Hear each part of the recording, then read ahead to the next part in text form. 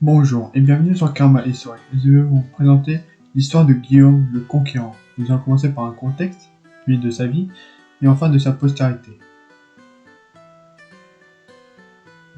Depuis le 8e siècle, l'Europe subit l'assaut de féroces guerriers venus du nord, les Vikings. En 911, le Jarl Roland perd le siège de Chartres face au roi des Francs Saint III de Saint. Roland se cristallise alors et change de nom pour celui de Robert.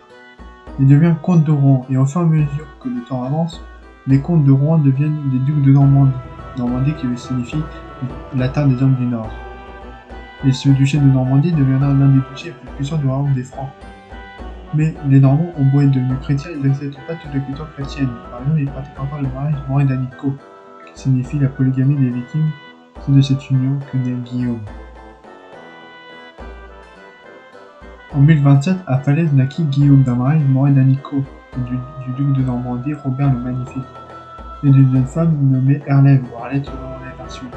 Robert le Magnifique reconnaît son fils comme son successeur au duché de Normandie puis part en pèlerinage à Jérusalem en 1035, laissant Arlette et Guillaume, alors âgés de 8 ans, en Normandie. Robert le Magnifique meurt sur la route de Nicée. Suite à la mort de son père, Guillaume a dû se cacher des barons et des comtes qui voulaient le tuer car alors lui il ne s'agissait que d'un bâtard, d'un fils illégitime. Un épisode marqua la vie de Guillaume, la mort de l'un de ses tuteurs, assassiné la nuit égorgé alors qu'il se trouvait dans la même pièce que lui. Il arriva à s'enfuir et ce genre d'événements se reproduiront pendant toute son enfance et adolescence. Malgré tous ces événements, il atteindra la majorité. Une révolte éclata. Guillaume demanda de l'aide au roi des Francs, Henri Ier. Ensemble, ils réussiront à mater cette révolte, à la bataille de Vallès-Dunes en 1047.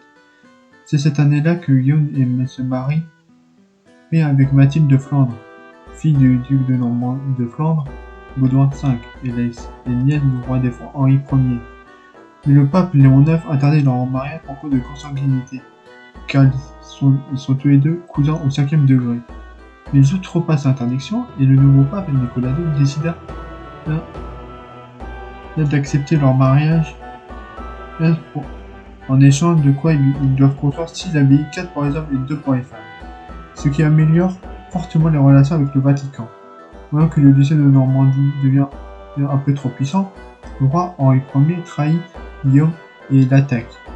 Mais le roi des Francs est défait à la bataille de Varéville en 1051. Par la suite, ils signeront un traité de paix. 5 janvier 1066, le roi d'Angleterre Édouard le Confesseur meurt et Harold Godwinson le succède en tant que nouveau roi d'Angleterre, le lendemain de la mort d'Édouard. Guillaume décide d'envoyer une lettre au pape. Ce dernier donne à Guillaume des reliques et une bannière de l'église en plus d'excommunier Harold.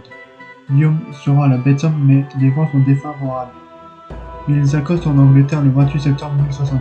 Une anecdote qui voudrait que Guillaume soit tombé par terre et, quand il se releva, en prenant de la terre, il aurait dit « J'ai pris cette terre de mes mains !» Mais 8 jours avant l'arrivée de Guillaume en Angleterre, un homme accosta dans le Yorkshire. Il s'agit d'Harald Hardrada, roi de Norvège. Il cherche aussi à prendre le trône d'Angleterre, mais ses ambitions s'arrêtent brutalement quand Harold de Godwinson intervient. Le royaume d'Angleterre et de Norvège s'affrontent, et Harald meurt à cause d'une flèche plantée dans sa gorge. À peine la bataille contre Harald gagnée, Harold doit descendre toute l'Angleterre vers Hastings. 14 octobre 1066, Harold et Guillaume s'affrontent à Hastings. La bataille commence bien pour les anglo-saxons, qui arrivent à tanker la cavalerie normande, réputée pour être la plus efficace. Mais en feintant de fuir, l'armée d'Harold se divise, ce qui laisse la place aux archers de Guillaume pour tirer, et une des flèches atteindra Harold dans l'œil.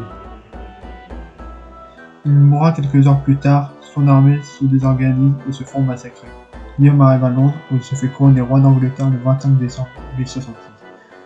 Mais pour autant, ce n'est pas la paix. Les pillages sont commis par des soldats normands et Guillaume remplace toute la bourgeoisie et les noblesses anglo-saxonnes par des Normands, ce qui crée une révolte que Guillaume mate, mais ceci affaiblit le pouvoir de la Normandie en France. Il faut écrire le Domesday Book, ce qui veut dire le livre du jugement dernier, qui encense toutes les possessions et de chaque propriétaire en vue les taxer. Guillaume a dû mater une révolte de son propre fils, Robert de Courteheuse, qui est soutenu par le nouveau roi des Francs, Philippe Ier.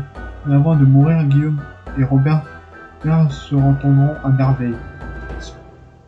Guillaume Ier meurt le 9 septembre 1087.